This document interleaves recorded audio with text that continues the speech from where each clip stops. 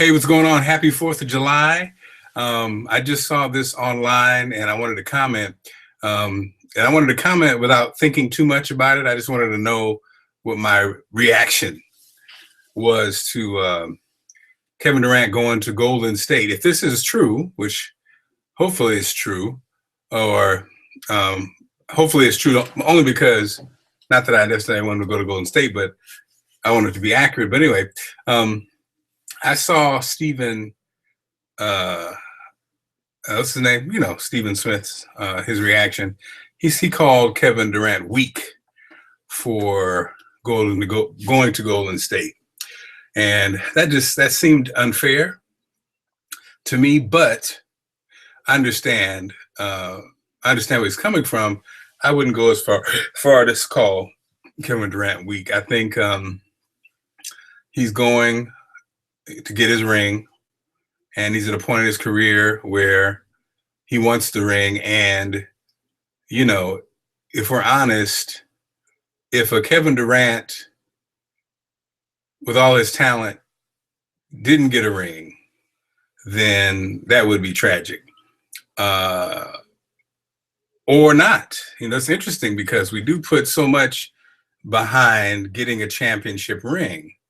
And so if he looks at it like, this is the easiest way for me to get a ring, do we dog him for that?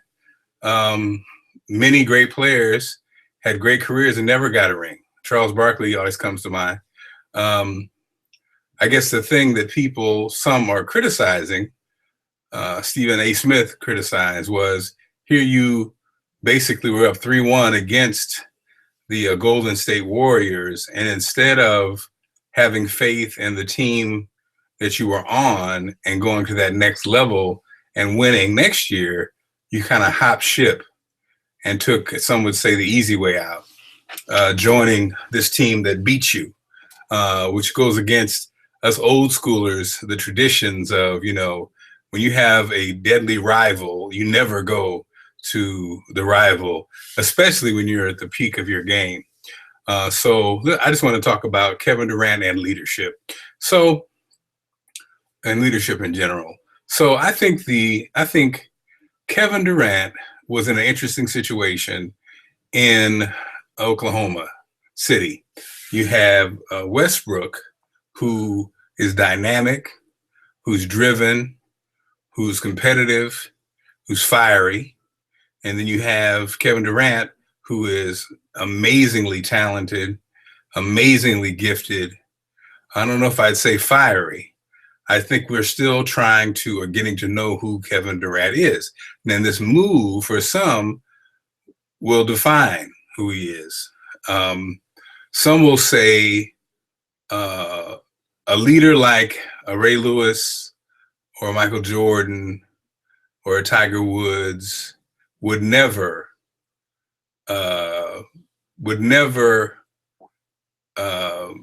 do this move, would never shrug the opportunity to lead his team to the promised land with the team riding on his back. It's just not in their nature. I think this does say something about Kevin Durant's nature, and I'm not saying anything's wrong with it. I'm not saying anything's wrong with it. I think it is what it is. It is who he is. And if we're honest, I think Kevin Durant's type of personality is similar to, I'll say, his new teammate, Steph Curry. I think Steph Curry has hit many game winners in his career, but he also, especially in this last series that they lost, has shown that he can disappear. Has shown that he can be fiery in spurts, but not the kind of fiery that necessarily wins championships when you're down and out. And I think it'll be interesting to see these two types of personalities work together. Now, the thing that is probably good is that they're probably both AB personalities. They're not type A's. They're probably AB. They there probably won't be fireworks. I think a lot of times with Westbrook, there were fireworks because that kind of personality, give me the ball, get out my way, let me make this happen, sometimes can knock heads with the reluctant type A, who, I felt like KD sometimes was frustrated by Westbrook, but at the same time, he wasn't saying, give me, give me, give me, give me. And he might have been saying it, but he wasn't doing it.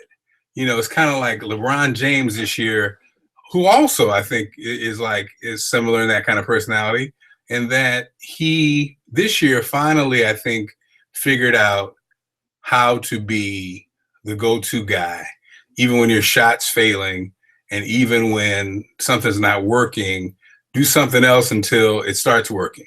And I think this year we saw LeBron, and he's been in the league quite some time. He finally kind of turned into that guy who would yell at other players if they're not doing it, would get fired up. He finally made a decision. And so it took all these years. So maybe KD's going to do the same thing. So to not just ramble on forever, I am intrigued by Kevin Durant at Golden State. I'm not necessarily convinced. I think the thing this does do for Golden State is add a ton of pressure. But that's fine because Golden State, as it's assembled, it couldn't last too long anyway because of salary. So now, if the Golden State does not win the championship, not only does Kevin Durant have egg on his face, but Golden State has egg on their face, and this would be the worst.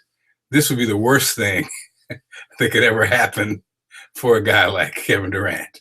Now, the best thing is they win the championship, but there'll still be naysayers because they'll say, oh, well, Kevin Durant took the easy way out.